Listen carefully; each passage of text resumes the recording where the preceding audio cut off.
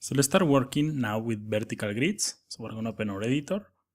And right here on pages, I'm going to right click and I'm going to add a new file. So let's add something like vertical dash grid.html. So let's open this file in the browser. So I'm going to open again, I'm going to add vertical dash grid.html.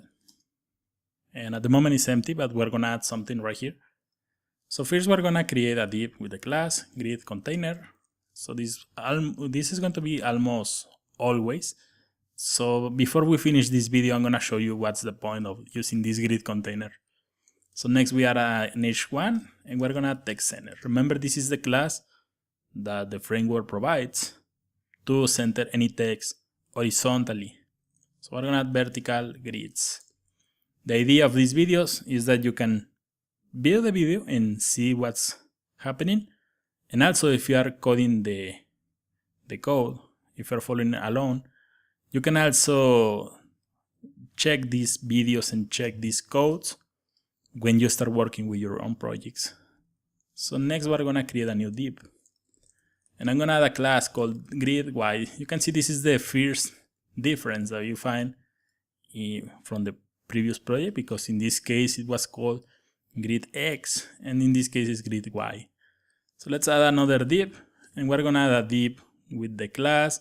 So for example, let's add something like a small 6. And also we need to add cell. So close the div. I'm going to add a logo here.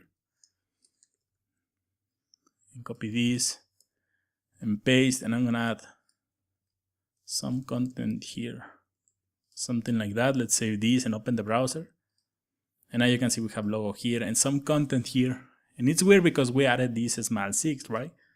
Well, the idea of using this is that you are using vertical grids. And normally they are from top to bottom. So for example, if you remove these, the result is going to be the same. There are no big changes here. But you can see that they are taking the full of the width and they are stacked one below the other one. So the same way that you added grid margin, or right here, margin X, you can also add right here grid margin Y and save this and reload. Now you can see we have some separation.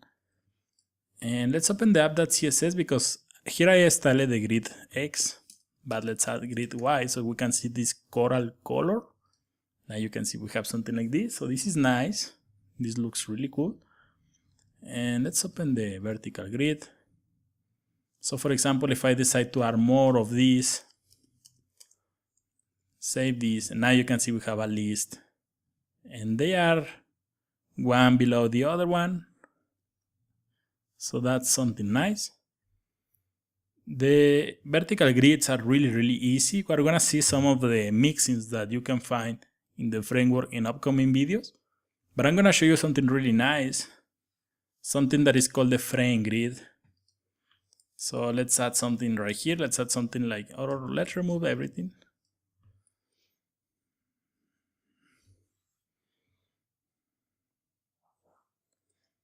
So for example, you can also add other classes. So for example, we can combine a lot of classes right here. So let's add something like margin X. Let's also add grid padding X and grid padding Y. Something like that, because you can see we have margin on the Y and padding on the Y, and margin and padding on the X. So let's open this. Now you can see we have something like this. And of course, if we make more copies like that, you can see we have the content. So this is going to be really nice when you are working with content that is going to be displayed from top to bottom. That's something really nice you will find on the framework. Of course, as I said before, you will find more of these in the upcoming videos where we are taking a look at the grids. When we are taking a look on the mixins that you will find on the framework. So as I said in the beginning of the video, if you remove this grid container, let's remove this and save this, you can see that this will take the full of the width in the browser. So again, you have two different containers.